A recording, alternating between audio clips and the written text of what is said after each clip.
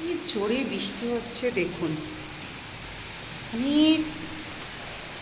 ঝড়টা কিরকম হচ্ছে বুঝতে পারছেন? মানে আমি জানলা খুলতে পারছি না, কিরকম ঝড়।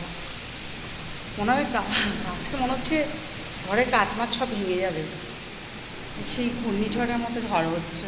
দেখুন আমাদের পুকুরটা পুরো একদম, বুঝতে পেরেছি।